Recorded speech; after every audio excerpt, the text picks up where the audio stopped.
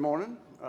Welcome to Fun Facts Friday. We have with us this morning Judy Doudoukjian, who is an organist by training. She's an author. She wrote this book in 2000 about the music history of First Presbyterian Church.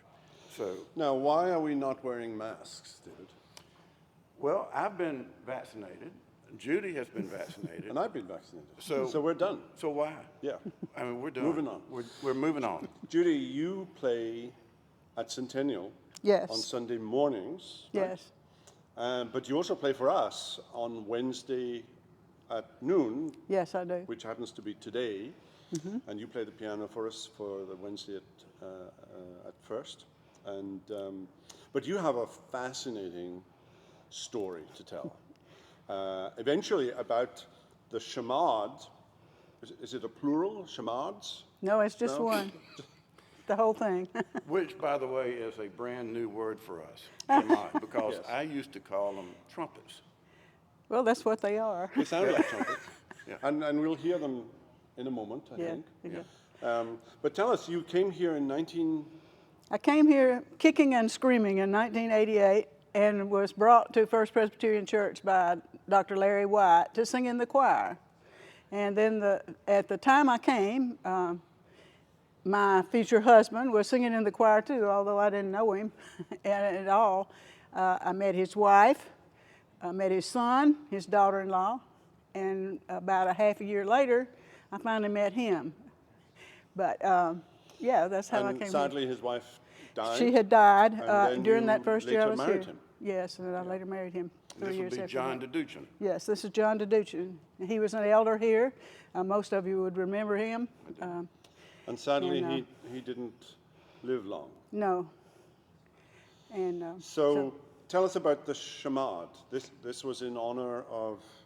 This is in memory of the two of them, or in honor. What happened when Rose died, both of them had been longtime members of the choir. They were in the choir probably from as soon as they were married. They were always in the choir. And so when she died, the choir had established a fund in memory of her, and they had put it in a savings account, and nothing had been done with it. In all the years that, in the intervening years, nothing had been done with it. When John died, he left a gift, a substantial gift to the church. And I, just a year after he died, I went on the field to Mexico as a missionary.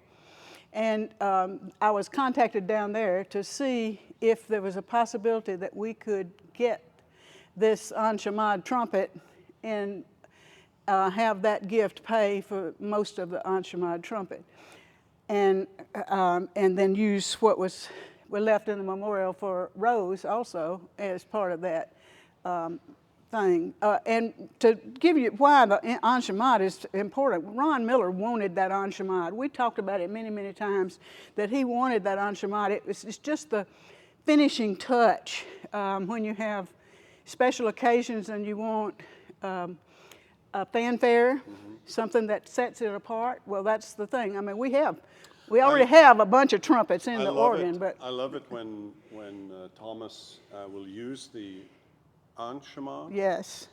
Because the people sitting beneath it Yeah. have no idea what's about to happen, and they are completely startled.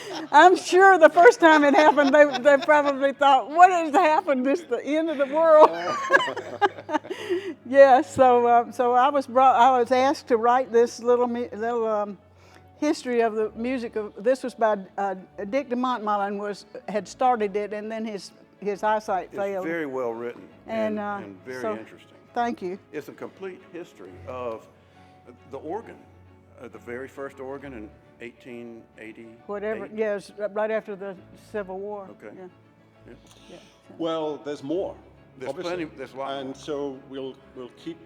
We still haven't heard the Chamade because our organist isn't here. She could do it.